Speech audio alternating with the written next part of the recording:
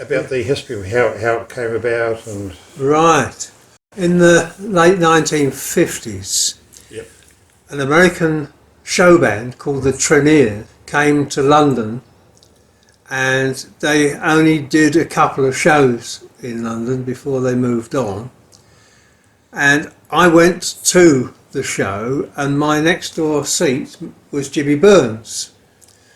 And Jimmy told me that he had a little shop, and he was going to get a bigger one, and he was interested in two things. One, he wanted to build a bass guitar, because having seen the Treniers with a prototype Fender, he wanted to build one of those. So Jimmy went and saw them backstage and got as much detail as he could get from them. And he was also interested in Baldwin organs at the time. And Jimmy got a little, well, it was quite a big shop actually, but it started off as a little shop in White Lion Circus off Charing Cross Road in London. And the first bass guitar he built two of them. One, and they were finished in French polish, because they hadn't quite figured out how to spray paint wood yet. So he built these two bass guitars. One was better than the other. One was much more in tune up the frets. I was after that one. And there was a band around at the time called the Paramounts, who became Procol Harum, and Chris, who was the bass player with that band, they bought the other one. The only problem is the Trower family that owned a restaurant in Southend-on-Sea, on the seafront.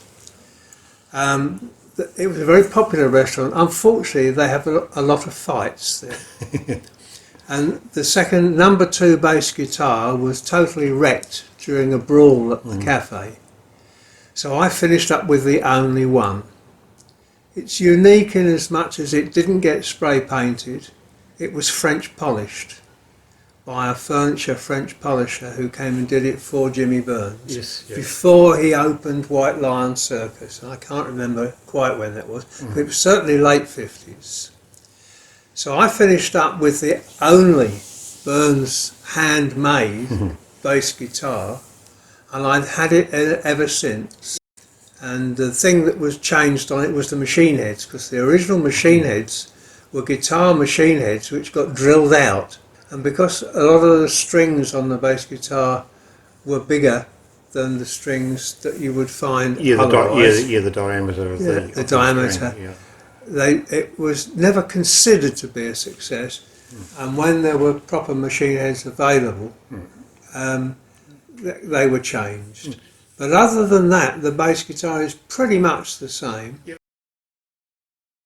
It's interesting where both with the bass guitar and the acoustic is that they're both kind of prototypes. Yes. And they don't really fit into the mould of here's a production guitar with a serial number and a the one in the book. Part of the thing. But the photograph of the bass guitar in the book, they took that original, which was, as you know, is French polished, and the printer coloured it darker to make it look as if it was a different thing altogether. And that's the photo of the guitar sitting in the book. In the you book. Photographed the page of. Yeah. So the very one. So did you use it much? Did you? All through my professional bass playing career, which was 1959 to 1964. Yeah. I used that bass guitar. Okay, so it's been used in the studio? Yes. Yeah. My sister started collecting records we were playing on, or I was playing on, and it got to 120, and she said, I think I've bought enough now. But a lot of the bands at the time, the trouble was there were not any proper bass players. The proper bass players only played double basses. But they wanted somebody to play a bass guitar who understood playing music on a bass guitar. Yeah. And at that particular time, I had the only bass guitar that was made in the UK, which was Jimmy's one. Yeah.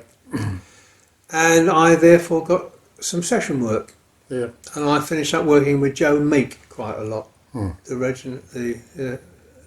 Dear Joe Meek, bless him, now gone unfortunately. Many stories of Joe Meek.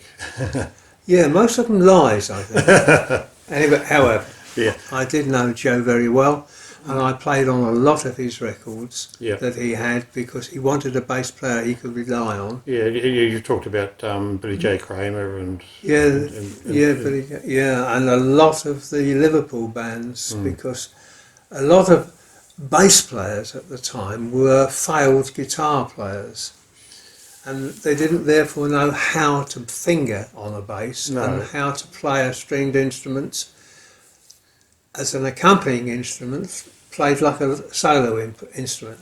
There's a degree of challenge about moving between those two That's right. two areas, isn't there? I mean, So there weren't any good bass players about, so No. I was rather lucky there.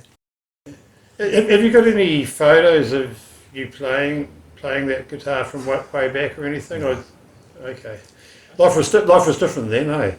The lead guitar and the player in the band pinched most of them, like me and Jim Reeves, for instance, and me and Hank Lachlan and various people. Skeeter Davis, the girl singer, all the American artists, and that there were photographs of me with them. Yeah. And there was the one with Jim Reeves. There was me playing that bass next to Jim Reeves playing a guitar. But Yeah. he's got a lot of those pictures.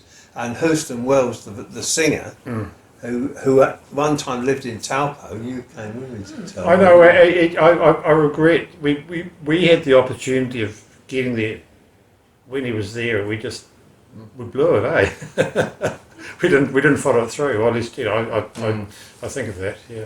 That's right. And it's like when we used to see Freddie and the Dreamers, Freddie Garrity. I mean, he went out with the sister of one of the other girls we used to know, Peggy and them. And Trish, yeah. And, Freddie Garrity for Freddie and the Dreamers was down near us all often, every week virtually. Yeah, it's quite funny that I can sort of think of sitting back up in Battleway, listening to a radio. We didn't really have power or anything, listening onto a valve radio because we only had a sort of 12-volt power system up there, and listening and just being aware of the likes of Freddie the Dreamer and so forth. And this is in the early 60s, and I was up there and you were all involved with it there, over there.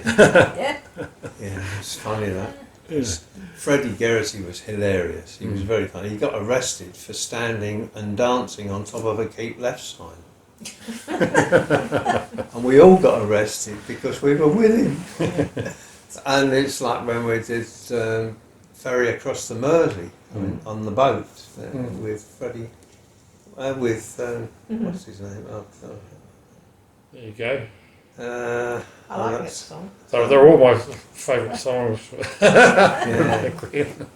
But Freddie changed the words and sung it on stage. We all fell about laughing at him because if I could do it again, I'd do it all over you. It was one of the ones.